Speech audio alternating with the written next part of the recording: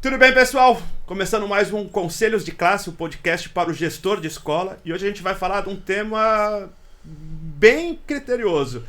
Reajuste de mensalidade para 2026. Qual é o percentual correto? Como fazer esse reajuste? Quais índices olharem? Porque uma escola pode reajustar 5% e a outra pode reajustar 12%. Isso não impacta, por exemplo, numa fidelização. Para isso, eu tenho aqui, por ordem alfabética, meu amigo Bayar começando. Muito bem. Presente, da Alabama. Legal. Dagoberto, presente, da Alabama. Maurício, presente, Alabama também. Alabama hoje está em peso. Só eu aqui da Espaço. Mas está em peso também. Está em peso também. Em peso não deixa de estar. Legal. Começando com uma pergunta clássica. Quais índices que eu tenho que olhar para fazer o reajuste? Como que eu faço o reajuste da minha escola? Ao dedo? Coloco o dedo para cima, o que eu senti, o feeling, vou... Como que é? Como que eu faço esse reajuste? O feeling é importante, mas já colocando nomes, né, e colocando as caixinhas no seu devido lugar, em São Paulo são dois índices que você precisa olhar principais. É o IPC da FIP e o INPC do IBGE. Por quê? Porque esses dois índices vão compor a média do dissídio do reajuste dos professores do ano seguinte. Isso já está fechado na convenção coletiva. Então, a média desses dois índices, mais um ganho real de 1,5. Então, no estado de São Paulo, isso já está acordado. Então, assim, no episódio que a gente fez do ano passado, a gente segurou a audiência para dar o índice depois. Então, já vou falar em índice agora, aqui no começo. Quem não gostar, que vai embora. Vai embora. Assiste agora e vai embora. Né? Quem quiser justificativa só e mais reflexões, isso, se inscreve, dá o joinha e pronto. É. Então, hoje, nós estamos no meio do ano, certo? Hoje nós estamos no mês de julho, gravando esse episódio. A média desses dois índices está dando em torno de 5,5. Mais 1,5. Mais 1,5, 7. 7. Se quiser, assim, jogar, assim, inflação pode subir, né? 6, margem de segurança ali. 6 mais 1,5, 7,5. Legal. 7,5 é o mínimo que você tem que reajustar, senão você vai perder dinheiro. E a partir daí a gente abre para outras discussões. Que aí é o cuidado que a gente tem. Esse é um olhar índice, número, olhar para dentro. Mas tem outras coisas que a gente pode... Eu acho que da fala do Bayar aqui tem uma coisa até pra gente cortar, pra virar corte mesmo. O mínimo que você tem que reajustar é 7,5. Eu acho que isso é um bom dado pra gente começar a discussão aqui. Com você, Dagoberto, a palavra. Eu queria comentar para vocês não deixarem de verificar quais foram as variações de custos fixos da sua empresa. Calcular a sua inflação interna também.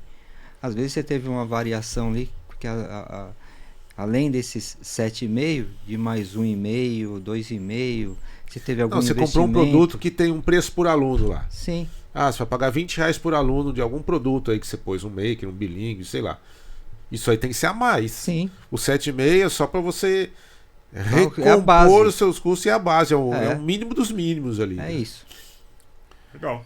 E é importante perceber o seguinte, a gente está começando aqui a nossa discussão falando da ideia de qual vai ser o reajuste dos nossos custos. Exato, não o reajuste da mensalidade. Não necessariamente o reajuste da mensalidade. Né? A escola tem que entender que preço não é em função do custo. E essa é uma crença muito comum. O preço tem muito mais a ver com a disposição da comunidade de pagar esse preço, do posicionamento de marketing da escola, da comparabilidade que a família faz entre uma escola e outra, da ideia de valor que está por trás do preço, que ele comunica também. Então, assim, a visão mais de marketing sobre preço, ela está mais associada à disposição do cliente dar valor e ter condição de pagar por aquilo, do que a parte mais econômica ou financeira, que é o custo. Né? Maurício. Essa base de 7,5, nós estamos ainda falando de custo. Abaixo disso, provavelmente você não vai nem recompor os seus custos. Eu tenho um case de sucesso na Espaço Sim, foi uma escola que a gente foi fazer uma gestão de marketing e o preço estava muito errado, porque a escola oferecia, porque a região tinha, e aí eu cheguei lá e eles tinham um consultor lá que tinha falado para reajustar em 8%. E eu mostrei para a mantenedora, eu falei assim, não, a gente vai reajustar em 14%. E ela ficou de cabelo em pé, esse consultor vai falar comigo e falou assim, eu garanto para vocês, baseado no olhar do marketing, que nós podemos reajustar 14%. não perdemos um aluno por preço. Não deixamos de fazer uma mensalidade, uma matrícula por preço de mensalidade.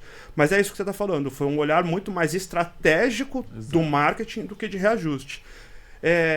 E aí vou colocar uma pergunta aqui na mesa. Por que tem escola que se reajustar 7,5 vai quebrar o ano que vem?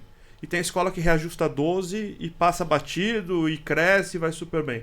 Eu vou responder com a resposta do Maurício, sim, porque eu acho que é um ponto que ele colocou que é importante a gente fazer. Preço, ele é uma informação que vai para o mercado. E o cliente, a família, vai decidir pela qualidade percebida daquela escola versus o valor cobrado. O que quer dizer isso? Pensa na sua região aí.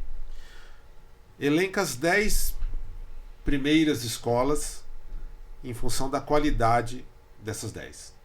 Veja, não estou falando da qualidade objetiva, aprovação de alunos, estou falando do trabalho pedagógico que é feito ali dentro. Estou falando de qualidade percebida. Ou seja, se eu chegar na padaria lá da esquina, quais são as escolas? Quais são as melhores escolas aqui da região? A, B, C e D. Assim, por que isso? É uma construção de marca, o que quer que tenha acontecido ali. Como fosse uma pesquisa de recall de marca. Exatamente, né? Alguma coisa, é uma pesquisa desse tipo, né? Um top of mind, uma coisa assim. Muito bem. Então você elenca de 1 a 10 as escolas que a comunidade reconhece como as melhores escolas. E aí você pega o preço e coloca de 1 a 10. Do cruzamento dessas duas informações, deve ter um banco me ligando aqui, uma empresa de telefonia que gosta de falar bastante com a gente, né? Isso aí tem a ver com custo, alguma coisa. Sim, né? Serasa, tá ligado? Aqui na de São João não deu, né? Aí metade dos clientes estão me ligando. Da outra metade dos cobradores não me acharem. Então, você tem de 1 a 10 a qualidade percebida, de 1 a 10 o preço cobrado. Desse cruzamento dessa informação é que a família vai perceber a relação custo-benefício ou essa escolha. Então, se eu tenho a primeira escola que é a melhor, for a mais cara, não tem problema. Ela pode continuar sendo a mais cara e reajustar o quanto que ela quer. Se a mais piorzinha aqui, a 10. tiver um preço lá em cima, opa, tem uma coisa errada. Exato. Entendeu? Então, é esse cruzamento que vai ter que se fazer. É uma análise subjetiva? De um lado que é essa qualidade que eu falei, mas você sabe, e a tabela de valores não você consegue fazer. Então, e aí respondendo a sua pergunta, por que uma tem uma margem maior para reajustar? Porque dependendo de onde ela está posicionada perante aos seus concorrentes, ela consegue reajustar um pouco mais. E outra não tem muito espaço, porque ela está deslocada essa percepção aqui de valor e de posicionamento. E aí, muitas vezes, ela tem que trabalhar com uma tabela de desconto enorme. Perfeito. Eu ia entrar exatamente nesse ponto. Quando você comentou sobre a que reajustou 7,5, pode ter um problema em chegar a quebrar, porque não é só pensar na questão do índice de reajuste. Tem que pensar de qual é a minha política de preço. Não adianta você reajustar 7,5 ou reajustar 14, dá desconto de 30. Exato. Tago, mas a de 7 vai ter problema, de 14 também. Né? Não esquecer do mercado também. Não adianta você ficar muito fora do mercado e não ter um preço de acordo com o valor que você entrega também. Porque eu acho que aqui nessa mesa é consenso que desconto é ruim. Certo? Mas a gente também tem que... Depende. Se for na medida certa e dentro de um planejamento adequado... Desconto sem critério é ruim. Vamos fazer sem critério é ruim. Então, vou trazer aqui. É consenso nessa mesa que desconto sem critério é ruim, certo? Sim. Certo. Mas a gente está vivendo um leilão nas escolas como nunca se teve. Sim. Quando eu penso em reajuste, o que eu faço? Subo o meu preço para eu poder continuar dando descontos altos, porque hoje virou literalmente leilão. Escolas dando 15, 20, 30, normalizou. Né? Tem escolas que chegam ao absurdo de dar 70. Né? Então, assim... Como que eu coloco isso num pensamento estratégico de reajuste de preço? Porque isso é realidade, gente. A gente tem isso hoje na concorrência das escolas. Um leilão, uma guerra de preços, uma guerra de descontos. E aí, como que eu coloco isso dentro do reajuste? Como que eu penso isso? Vamos separar esses dois assuntos, porque eu acho que é importante pensar cada coisa no seu momento. O reajuste de preço nós colocamos aqui um critério primeiro de reajuste, baseado na sua inflação de custos, que acho que é a primeira fala do Bayar. Como é que vai ser o reajuste dos funcionários, dos outros fornecedores que eu tenho na escola, das contas. Que não é suficiente, mas é um ponto de partida. Mas é um ponto de partida, Não é a minha base. partida, Né? Eu pelo menos vou recompor os meus custos a partir dessa base. Tem um segundo fator fundamental, que é a gente conhecer os concorrentes da gente, os preços praticados, fazer essa listinha das escolas mais reconhecidas do mercado, aonde nós nos inserimos e que preço nós somos. Né? Com toda tranquilidade, falar assim, não sou necessariamente a escola, só tem uma no topo da lista. Se nós temos 10 concorrentes, eu posso ser o primeiro, o quinto ou o 10º. Não tem problema.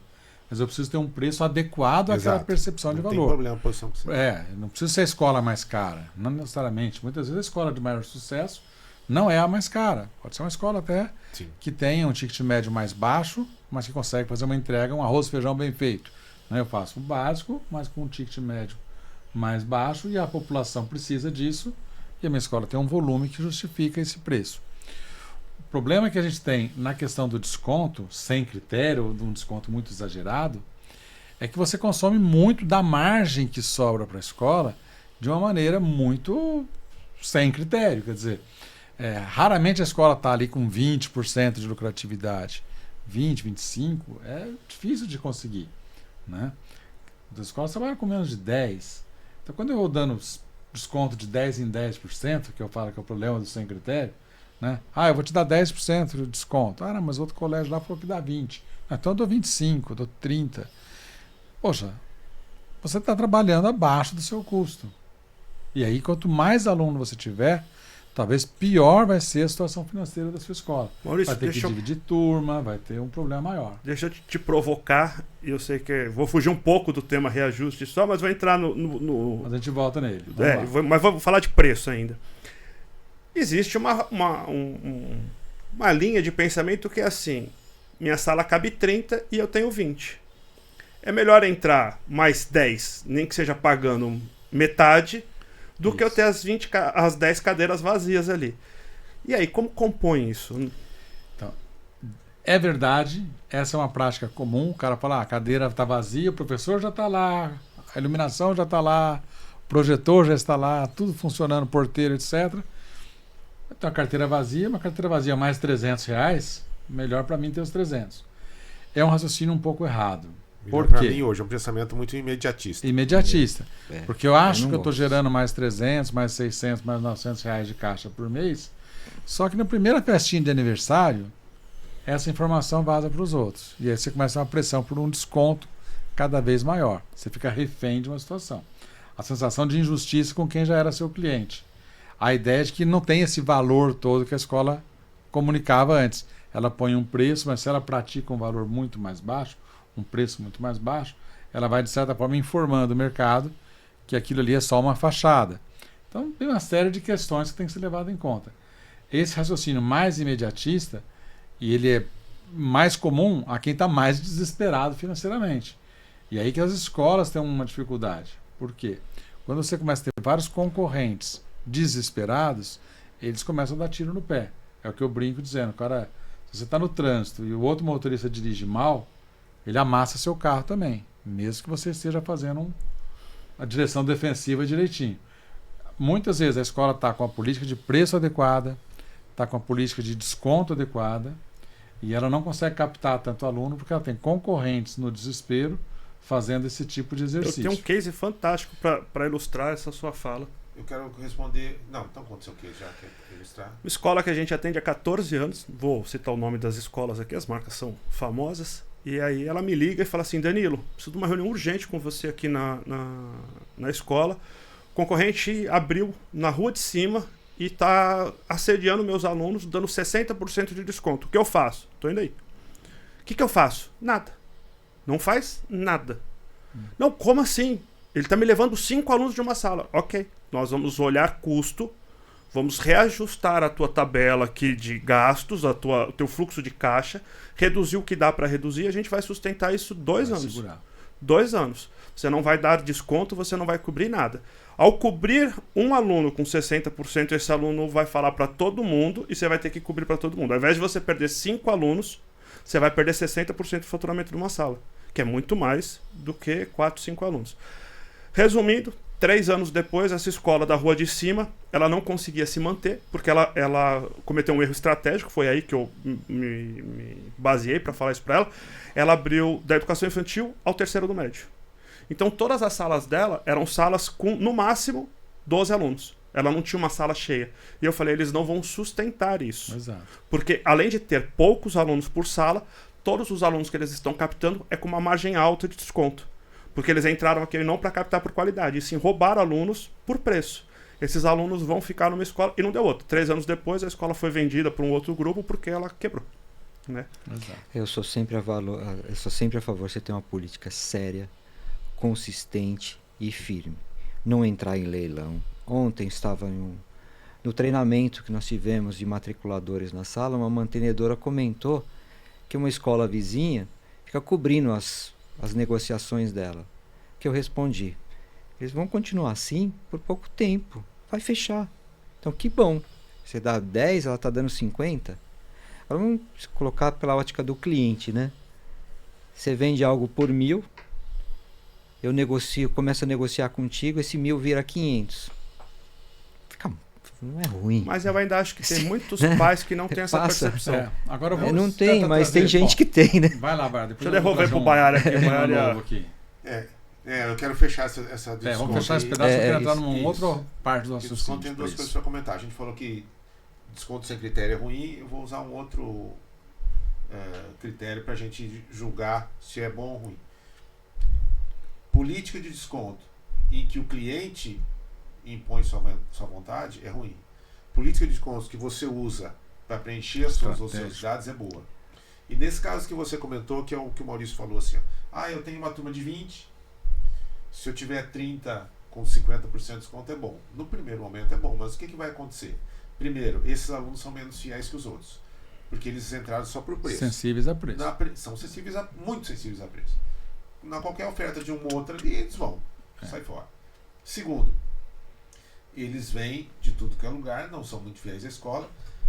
Eles enchem a turma, você vai ter uma turma com mais problemas, você pode ter uma turma com mais questões ali diversas, envolvendo famílias e alunos. Pedagógica, comportamento. E aí, assim, num primeiro ano ela até tem um pouquinho mais, aí vai começar a pressão para, precisamos dividir a turma. Aí já. Aí você vai ter 2 de 16. Aí que aumenta custo. E aí você vai levar essa de 2 de 16 até o final do ciclo. E aí você se iludiu naquele primeiro momento e na verdade você teve um aumento de custo, uma perda de rentabilidade se você não fez. Quero trazer um elemento novo para essa conversa aqui, que é a questão da gestão de custo. É um quinto elemento. Deixa eu explicar, virtual. A gente já está muito grande para você trazer mais já é uma turma de peso. Já é uma turma pesada. Né? Hoje eu já levei bronca na hora do almoço, inclusive. Né? Mas é o seguinte, quem decide o preço tem que estar de olho na sua estrutura de custo.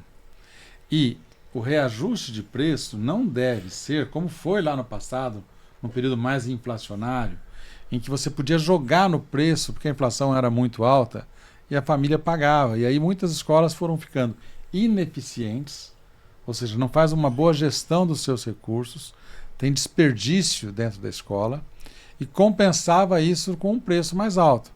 Né? Isso não pode, porque você tem hoje um mercado muito mais competitivo. Então a escola tem sim que ter um olhar para custo, para ser eficiente no uso dos recursos. Como que a gente é eficiente? Eficiência, por exemplo, na equipe, né? Uma média de alunos turma bem adequada, né?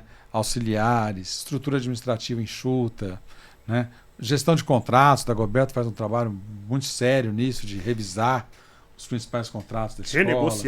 Renegociar contratos, adequar. Então, assim, tomar um pouco de cuidado para não ser ineficiente no dia a dia e tentar compensar, não fazer essa lição de casa, dar um reajuste de preço mais alto. Não, então põe logo 10, põe logo 12, põe logo 14, porque aí vai ter margem. Aí também não, porque você não consegue se manter na listinha do Baiara ali, nesse equilíbrio entre o que você realmente entrega para a família e o valor que você cobra da família. Não sei se fica claro para vocês. Somos todos aqui administradores, se não de formação, de uso, né? De experiência. A gente está falando de reajuste de preço, mas a gente passou por praticamente todas as áreas da administração. A gente falou de marketing, a gente falou de gestão de pessoas, a gente está falando da parte estratégica do negócio, a gente falou aqui de índices inflacionários de preço.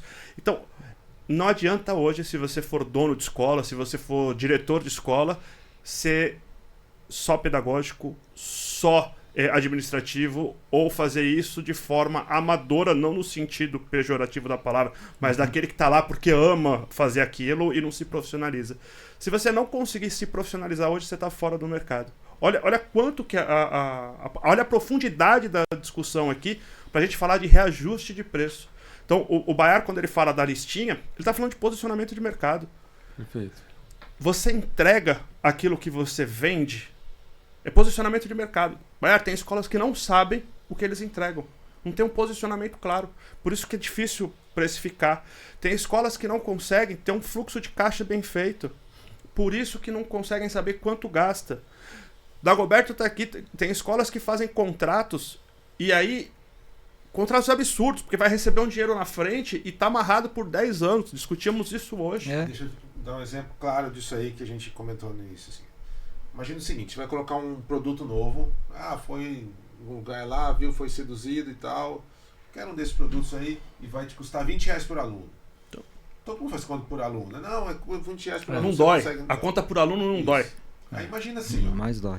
R$20 por aluno. Imagina que você tem 500 alunos. É por aluno média. Por mês, né? O cara faz a conta sempre assim. Por aluno por mês. Então. 500 alunos, tá? Uma escola média. R$20, 500 alunos por mês, dá 10 mil vezes 12, 120 mil no ano. É custo. Exatamente. Fixo. Fixo entre aspas, né? Porque é isso. Varia para onde aluno. Mas você já começa o ano devendo isso. O fato de você colocar isso como um produto na sua escola, vai te trazer mais de 120 mil? 120 mil e assim, imagina que você paga 15% de imposto. Já vai uma parte. Mais ainda, 130. Você vai trazer isso de volta em mensalidade, não no reajuste nesse mínimo, é além disso, porque você está agregando o serviço. Essa conta precisa ser feita. Bayar, ontem eu saí lá do treinamento e estava numa consulta com a minha pequenininha de rotina e uma mantenedora me mandou mensagem, um sistema de ensino. Não, eu vou sair de férias, assina, tô mandando o contrato para você, assina o reajuste, assina não sei o quê. Ela falou, Danilo, o que eu faço? Nada. Quem vai sair de férias é ela. A pressa é dela. Eu vou continuar trabalhando, você vai continuar trabalhando. Ela tá com pressa. E outra, por que eu tenho que assinar reajuste de contrato agora? Por que eu tenho que aceitar? Bom, começou em 10%, para ela sair de férias já estava em 6%, eu falei, fala para ela que a gente assina se for 0% de reajuste e a gente assina agora. Se não, vamos sentar, vamos negociar, vamos fazer uma reunião. Por quê? Porque se eu assumo um reajuste que seja de 10%, o 7,5% que a gente colocou aqui isso aí. Já está impactando. Ah, Danilo, não, mas o material é vendido para os pais. E aí é onde eu trouxe esse case para a gente discutir uma outra coisa. Existe uma outra coisa que o financeiro de escola tem que ser muito inteligente, que é o nível de endividamento dos pais com o produto que a gente vende. Aquele pai consegue pagar dentro da receita, da renda da familiar deles, quantos por cento? Quantos por cento a gente já consome disso? Porque às vezes eu estou enchendo de produto, mesmo para esse pai pagar, só que eu estou lá na frente perdendo fidelização, porque o pai não consegue pagar o todo. E aí, quando eu falo que eu vou reajustar 10%, mas com tudo isso vindo dos parceiros, que nesse caso eu falo que não é parceiro, um parceiro que faz uma pressão dessa deixou de ser parceiro, né? Virou concorrente interno. Tudo isso vai aumentando o custo final para o pai.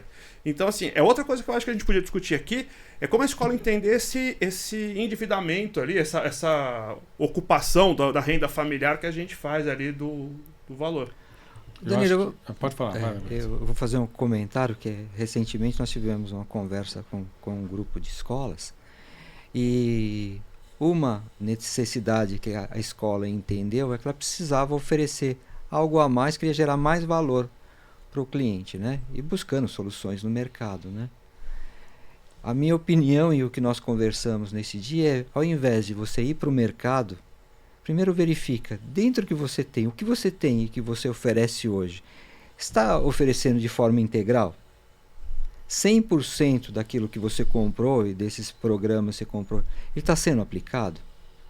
Será que aí dentro já não tem algo que vai satisfazer essa necessidade? Olha primeiro para isso, depois você compra. Cuidado ficar comprando coisas e achar que o professor vai conseguir dar conta. Não vai. Não vai. Não adianta. Na Espaço In, eu vendo a Espaço In Alabama Toma hoje muito como a cuidado. maior consultoria em termos de portfólio. Depois que a gente se juntou, né? O nosso portfólio de entrega hoje não tem nenhuma empresa que chega perto do que a gente oferece no mercado.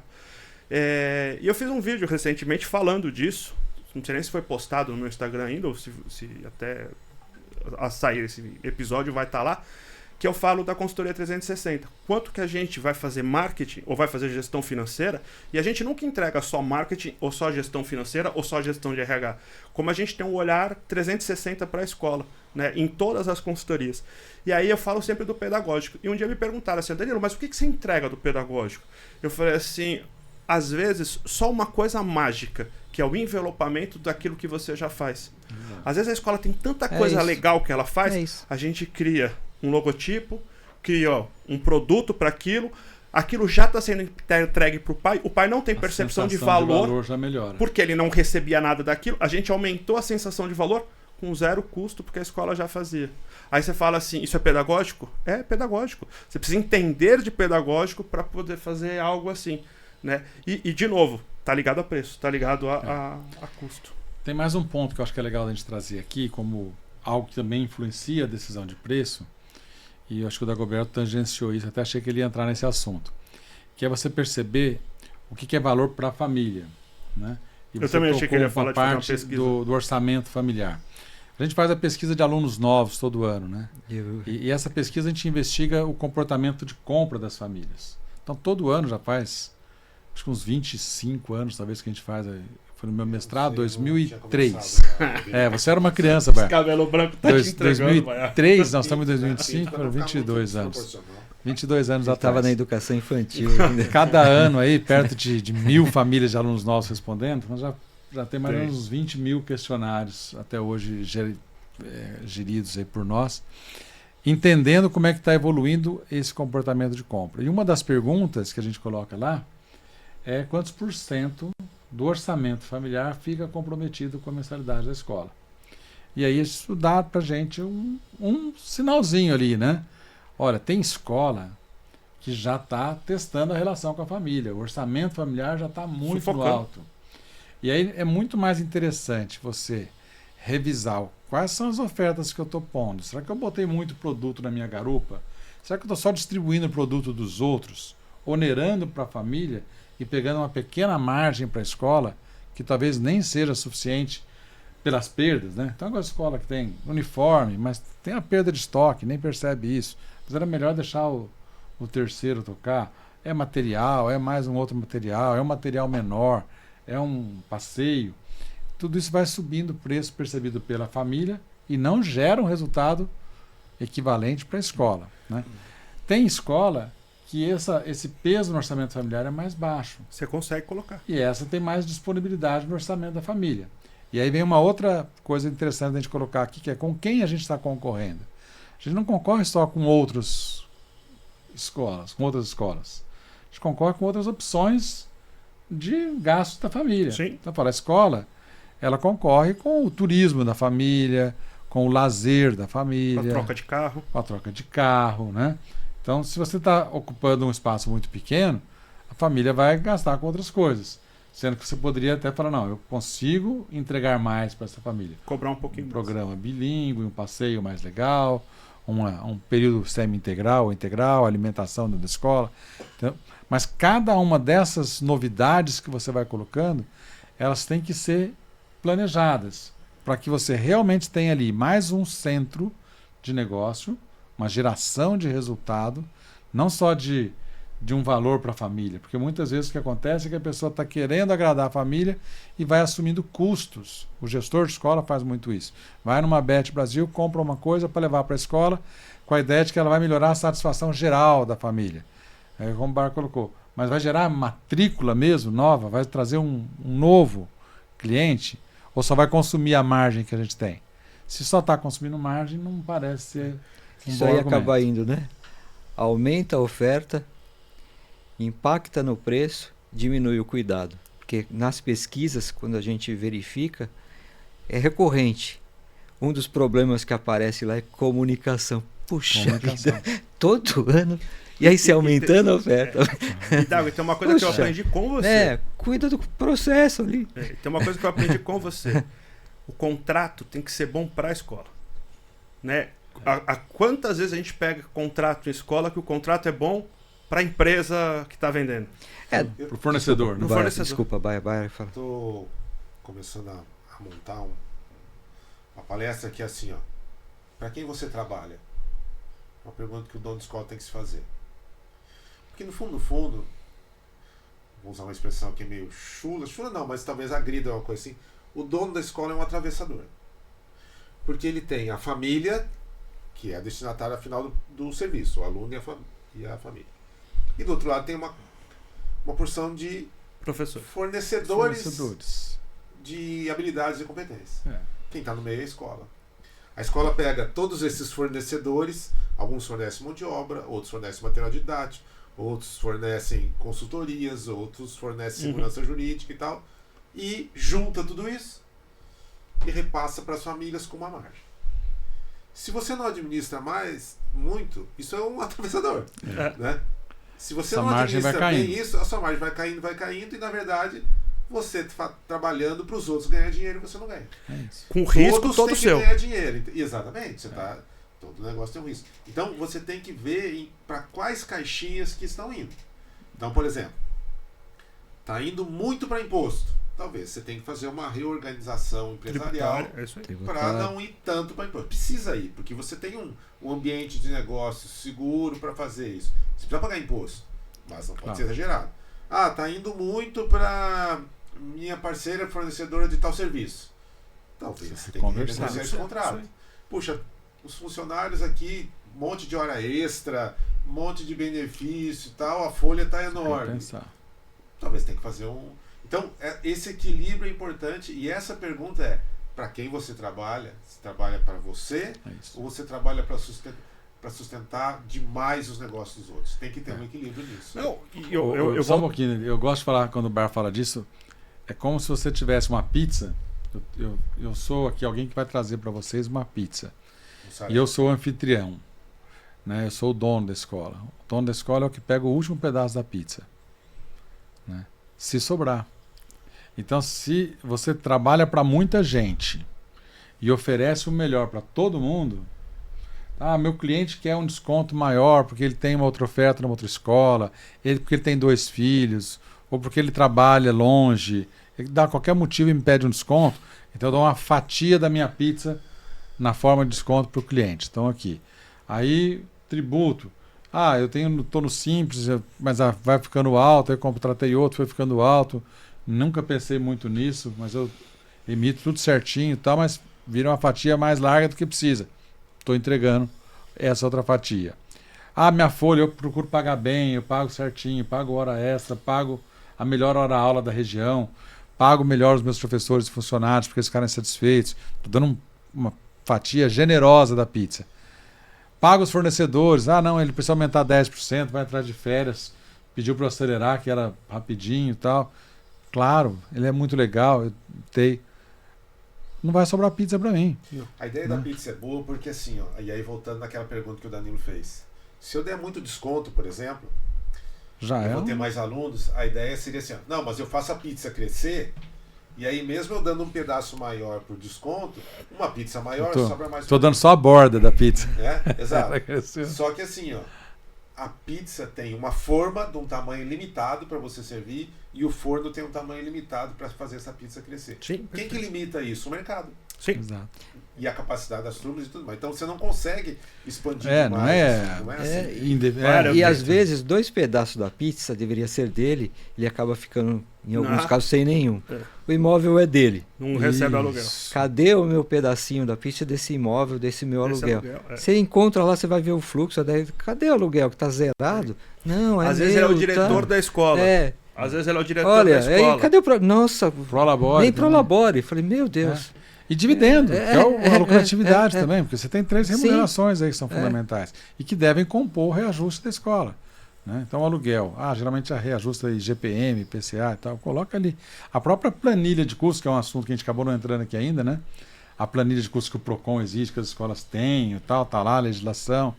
Se você olhar ali direitinho, você tem todos os componentes do custo. Você tem como colocar, olha, isso aqui, esse componente aqui vai reajustar tanto por cento. Porque é IPCA mais IPC dividido por 2. Tem isso que é GPM. Tem, inclusive, o percentual do negócio. Eventualmente, material bilíngue, você tem algo cotado em dólar, você pode ter alguma relação com isso. E, inclusive, a lucratividade. Né? Então, você está dentro do razoável, todos os seus componentes, aí que você colocou que a gente chama de um atravessador, né? Mas todos os envolvidos com a escola estão tendo uma remuneração adequada.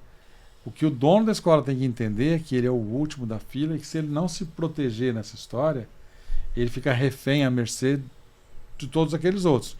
Então ele vai querer agradar cliente, agradar colaborador, agradar fornecedor, pagar todos os tributos e vai abrir mão de receber o seu aluguel, o seu prolabore e o seu lucro. Vai trabalhar de graça, dando o imóvel e assumindo o risco à toa. Tem uma escola que a gente trabalha que o mantenedor fala que ele é o primeiro a receber. Senão, para ele não vale ter escola. E ele é o primeiro a receber. E aí tem lá a retirada do sócio mensal e o aluguel. E ele fala assim, se ela não pagar isso, eu fecho isso aqui. Não vale a pena eu ter.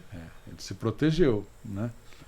Tem que fazer a conta dar certo dos outros também. Ele faz. Ele é muito justo. A questão é o seguinte, que ele fala assim, se eu não tirar isso aqui primeiro, vocês vão gastar tudo e não vão deixar essa fatia. Entendeu? Então eu tiro antes e vocês se viram com o restante. Certo. Entendeu? É essa a estratégia dele. E eu acho que depois de trabalhar com ele alguns anos, eu acho que ele tá certo. Tá? É mais ou menos assim, vocês têm que fazer um negócio com o que sobra. Esse aqui, obrigatoriamente, é meu. Mas você vê que ele tá assim, porque ele já tá empurrando para vocês a responsabilidade de ser um gestor profissionalizado, que não vai ter o afeto da família. Eficácia. Não, exato. Você tem que resolver isso aqui para mim. E a gente quebra a cabeça e resolve. Volta lá na fala da profissionalização. Ou você profissionaliza a sua escola, ou você tem um time de gestores financeiros para fazer a sua escola dar lucro. Acho que a fala do Baiar, para mim, eu repito isso e vendo. Sua escola tem que ser lucrativa e sustentável. Eu acho que para mim essa frase tinha que virar outdoor. Sim. Né? Tinha que virar lema das escolas. A escola tem que ser lucrativa e sustentável. E aí você vê muita mantenedora que foi pedagoga, que montou um negócio, ela se apaixona pelo negócio como um filho, e o negócio deixou de ser lucrativo, deixou de ser sustentável, vive porque não cobra o aluguel, porque o prédio é próprio, porque ela acaba tirando o salário dela dali e deixou de ser um negócio como negócio, sustentável. Né? Tô preocupado com o tempo. Ainda tem. Bastante? Tem. Tá bom. Você como mediador é sensacional. Ele é muito eficaz, muito eficiente. Né? Ele e nem tá te cobrando por isso. Olha, ele vai contando. Pra você. Tem porque rendeu, né? Tá rendendo. Tá rendendo. Bom, eu acho que a gente podia voltar a falar um pouquinho de percentuais e de reajuste, já que a gente passou aqui o 7,5 mínimo. Uma coisa que eu acho que é interessante é a gente falou de percentuais, mas a gente vê o quanto que aquele percentual representa em reais. Isso às vezes eu acho que ajuda a gente a enxergar, né? Porque às vezes o percentual é alto, mas em reais o valor não é tão alto assim. Talvez você consiga colocar assim mais R$2, que você ganha uma margem muito boa, né? Então você fazer esses dois olhares aí é interessante também. Você trabalha com o índice e com o valor absoluto. O preço mesmo.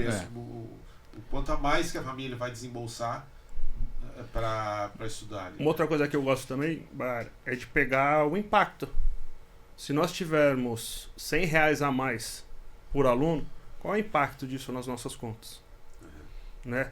Então, às vezes R$100, dependendo do valor da mensalidade, não é muito mais. Óbvio, se for uma mensalidade de R$1.000, Aí é muito. estamos mas falando de isso. 10%, é muito, né? Mas às vezes uma mensalidade de R$3.500, R$4.000, R$100 não é tanta coisa assim. E o impacto disso, dependendo do número de alunos, é significativo, né? Então acho que às vezes também simular esse impacto dá pra gente calcular o preço. Nós estamos aqui com hoje nosso patrocinador interno, nós mesmos, né? Fala do painel de gestão e marketing educacional, e o Baiar levantou no último encontro nosso sobre isso, aquelas estatísticas de rematrículas e de captação versus tamanho da escola e versus índice de reajuste do ano passado. Acho que é legal você comentar um pouco isso, porque acho que tem a ver com essa ideia de quem aumentou um pouco a mais, perdeu na fidelização, perdeu na captação, tem alguma relação entre essas variáveis? A gente tentou identificar uma correlação entre reajuste de mensalidade e performance na campanha de matrículas, seja na performance de rematrícula, seja na performance de captação de novos. E o que esse estudo mostrou pra gente? Que quem reajustou pouco dentre a amostra que a gente tinha, e quem reajustou muito, que o ano passado, se não me engano, ficou na casa quem reajustou perto de 5%. E quem reajustou acima de 10%, o resultado no índice de rematrícula foi praticamente o mesmo. E por incrível que pareça, o resultado da campanha de captação de novos, quem reajustou mais teve uma performance um pouquinho maior, um pouquinho melhor, digamos assim, mais do que quem reajustou menos. Aí tem uma primeira explicação da fidelização, é fácil. Assim, ó. O pai já está ali, já está estudando. Ele decide, se você colocou um percentual razoável, ele vai ficar ali. Isso, você ficou em 6, 8 ou 10. Ele não sai por preço. Não vai sair pelo preço. Um ou outro, mas não sai pelo preço da escola. Sai porque ele perdeu capacidade financeira. Eu falo muito isso. Fidelização não tem a ver com reajuste. Exatamente. Então isso aí dá para ver claramente. Agora, o outro que é estranho, né? A captação de novos. O mais intuitivo pra gente é pensar assim, bom, quem dá o menor reajuste fica mais competitivo, vai atrair mais. Só que assim, ó, em geral não, porque se uma escola reajusta mais, ela tem mais poder. E ela tem ao longo do tempo essa prática, tem uma capacidade maior de investimento e ela provavelmente tem uma infraestrutura, tem uma qualidade percebida do mercado maior. Então, não até que ela a verba de marketing é maior. Exatamente. Exato. Não porque ela... E assim, não é o reajuste que explica ela ter uma performance maior, mas é o resultado de gestão administrativa e financeira que ela tem, que permite um maior reinvestimento na escola, que faz ela ter um resultado melhor. Se a proposta de valor ela é percebida, o impacto é menor. E para mim, gente, fidelização é relacionamento com as famílias. Ponto. Uma família que está sendo bem atendida, está recebendo aquilo que foi acordado, ela enxerga a evolução daquela criança, ela enxerga um plano de futuro, ela não vai embora por índice de reajuste. Ela pode ir embora por mudança de cidade, ela pode ir embora porque ela não tem capacidade de pagar, porque perdeu o emprego, qualquer coisa desse tipo. Ela não vai embora por reajuste. Agora, a escola precisa entregar valor. Aliás, a gente tem um episódio completo falando só sobre fidelização e os motivos de evasão das famílias, né? Pode procurar lá no YouTube. Se não tiver no YouTube, no nosso canal, você deveria se inscrever. No futuro ele vai estar. E quem comprou o livro, no capítulo tem um QR Code que vai diretamente para essa... Comprou o livro no futuro ainda, porque vai sair na outra edição do podcast. Não saiu desse. No primeiro já tem alguma coisinha, mas esse que ele está falando é o que nós vamos gravar ainda. Então quem comprar. Isso aí. Galera, já que o Baiar está tão preocupado com o tempo, agora o nosso tempo está chegando no limite. Fazer uma rodada de lição de casa aqui? Bora lá. Então vamos lá. Vou, por respeito ao meu amigo Baiar, eu vou começar pela ordem alfabética, Maurício. Tudo bem. Baiar, sua lição de casa. A lição de casa é a seguinte. Eu acho que depois tem uma rodada final, a gente podia fazer uma rodada final. Vou propor uma pergunta final para cada um de nós. Tá bom. Lição de casa. Quando você vai pensar o reajuste, tem lá o índice desse dia, as famílias que estão com você vão sofrer aquele reajuste. Com a exceção de quem muda de segmento, e eu acho que tem que ser pensado nesses... O degrau da Então, tabela. imagina assim, do 5º para o 6º ano, você tem um degrau de 20%. Se você reajusta 10%, essa família vai ter um degrau de 30%. Então você pensar no impacto disso no bolso da família e procurar atender de alguma maneira, né? Só que você não olha só para a sua escola, você olha a sua escola e os concorrentes. Se a família sair da sua escola, que preço que ela vai encontrar no mercado? Exato. Tá? Então essa é a lição de casa. A minha é pense muito no seu custo e realize uma gestão de custo eficiente. Olhe para os seus contratos, renegocie os contratos com os seus fornecedores. Acho que isso vai ajudar na composição desse índice de reajuste. Muito bom. A minha lição vai ser bem burocrática mesmo. Pega a tabela do Procon e dá uma olhadinha nela, deixa ela mais ou menos encaminhada. Provavelmente não vai nem precisar, né? Mas ali já dá também uma lista razoável de quais são os seus componentes de custo e qual vai ser o índice adequado de reajuste para eles. Sem se esquecer do dono da escola, que ele é o último pedaço da pizza a ser distribuído, mas precisa ser preservado. Daqui a um tempo talvez eu entre e faça coro com essa ideia aí. A gente tem que primeiro colocar a máscarazinha na gente para depois atender o coleguinha exatamente. do lado no voo, né? Se o empresário não valorizar o próprio trabalho, o próprio negócio, especialmente a lucratividade, que é o que é a remuneração do empresário, é a lucratividade. Prolabore é a remuneração de trabalho. Aluguel é a remuneração do capital mobilizado, né? Do imóvel. A remuneração do empresário propriamente dito, das cotas sociais ali, é para assumir o risco de ter um negócio, é lucro. Então, primeiro vamos cuidar de ter lucro para que essa empresa seja sustentável lá adiante. Então, pega, acho que a própria planilhinha, que muita gente torce o nariz para ela, que está lá na lei e tal, bota no Google rapidinho, ela pode ser um guia. É um guia bacaninha. Para não esquecer de algumas bacaninha, coisas. Não, muito bom. Né? A minha lição de casa é o seguinte: se a sua escola não está dando o lucro que você quer, se você não tem os dados financeiros da sua escola claro, se você tem qualquer problema na gestão financeira, é muito mais barato do que você imagina contratar essa galera da Alabama.